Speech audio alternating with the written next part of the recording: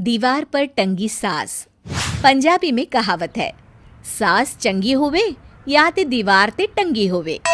संगीता की शादी भी एक ऐसे ही घर में होती है जहां उसकी सास दीवार पर टंगी होती है। ससुर और पति शादी के पहले दिन उसे सास के फोटो के सामने ले जाते हैं, जहां ससुर जी कहते हैं, बेटा बेटा संगीता, ये तुम्हारी सास थी, बहुत नेक और भली, लेकिन थोड़ी गुस्सैल थी। गुस्सा आने पर सब तहस नहस कर देती थी, पर अब ये इस दुनिया में नहीं है। हाँ संगीता, माँ होती तो तुम इनकी कोई बात टाल नहीं सकती थी, वरना तो माँ घर में भूचाल ले आती। संगीता मन में खुश होती है कि अच्छा है कि ऐसी औरत अब इस घर में नहीं है, लेकिन दिखावे के लिए वो जैसे ही सास की फोटो के सामने हाथ जोड़कर खड़ी होती है, ये क्या? सास उसे देखकर मुस्कुराने लगी।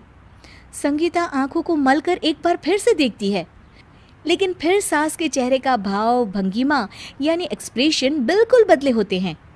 वो अपने पति और ससुर को कहती है, माँ की तस्वीर तो स्माइल कर रही है। ना ना बेटी, ये कैसे संभव है? जरूर तुम्हें कोई गलती हुई होगी, ऐसा कैसे हो सकता है? लगता है तुम शादी की सारी फॉर्मेलिटी करते करते थक गई हो, तुम्हें आराम की ज़रूरत है संगीता।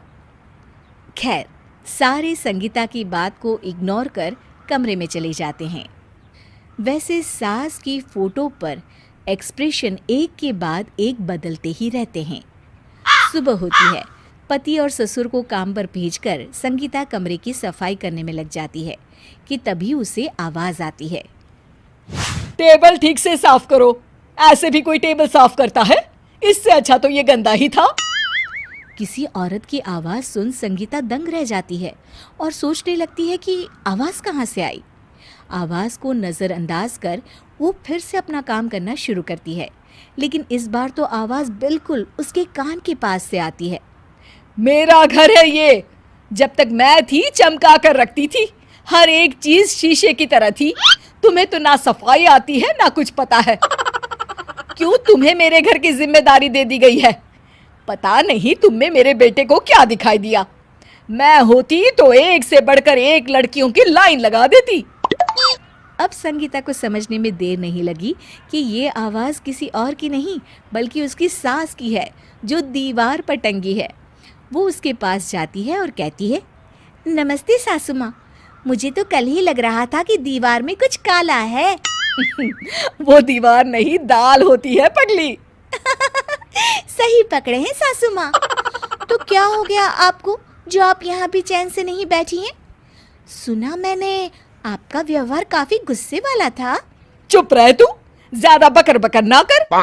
घर का काम करना तो आता नहीं, आई है मुझसे बहस करने। हाँ देखिए सासू माँ, मैं आपसे साफ साफ कह देती हूँ, मुझसे पंगा लेने की कोशिश मत करिएगा। तभी पीछे से संगीता का पति आता है। अरे संगीता, किससे बात कर रही हो? कौन है वहाँ? संगीता की सास की फोटो फिर से पहले जैसी हो जाती है। आपकी माँ से कह रही थी कि मुझे काम करना आता।